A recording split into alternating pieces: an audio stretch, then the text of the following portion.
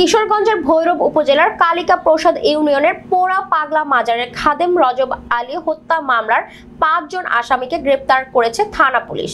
সোমবার বিশেষ অভিযান পরিচালনা করে তাদের গ্রেফতার করা হয়েছে। এই তথ্য নিশ্চিত করেছেন ভৈরব থানা অফিসার ইনচার্জ মোহাম্মদ শফিকুল ইসলাম। বিস্তারিত ভৈরব প্রতিনিধি মোহাম্মদ মিজানুর রহমান পাটোয়ারির পাঠানো তথ্যচিত্রে। আটককৃতরা হলেন কালিকা প্রসাদ এলাকার ফজলুর রহমান ওরফে কুটরা পাগলা, রুস্তম ওরফে রুমান, মোহাম্মদ মাইন উদ্দিন, আবুল হোসেন, এরশাদ।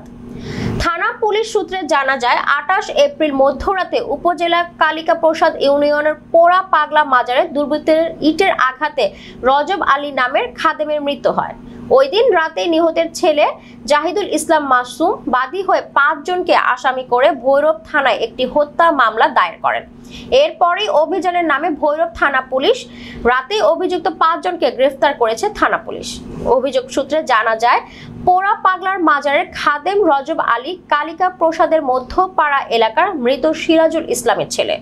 রজব আলীকে হত্যা করে তার লাশ মাজারের পাশে একটি বাঁশঝাড়ে কে বা কারা ফেলে যায়।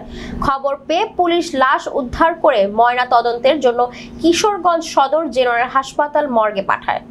এই হত্যাকাণ্ডের পূর্বে রাত ২টা পর্যন্ত রজব আলীর সাথে অভিযুক্তদের দেখতে পায় নিহতের স্বজনরা। তবে ঘটনার পরপরই তাদের কাউকে এলাকায় দেখা যায়নি। এতে নিহতের পরিবার সন্দেহ আরো বেড়ে যায়।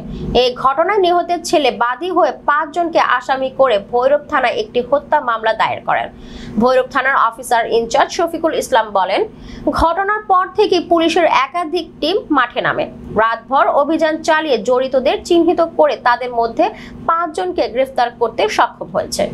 আটককৃতদের প্রাথমিক জিজ্ঞাসাবাদ শেষে জেল হাজতে প্রেরণ করা হয়েছে। হত্যার মোটিভ বের করতে রিমান্ডের আবেদন করা হবে বলে জানান তিনি। মাজারের অস্থায়ী খাদেম রজব আলী ওরফে রমজান আলী, তাকে রাত ৩টার সময় আসামি ফজলুর রহমান ওরফে কুডু পাগলা, বয়স তার ৫৫, এবং আবুল হোসেন ৫০ বয়স, তারপর হচ্ছে মোহাম্মদ এরশাদ,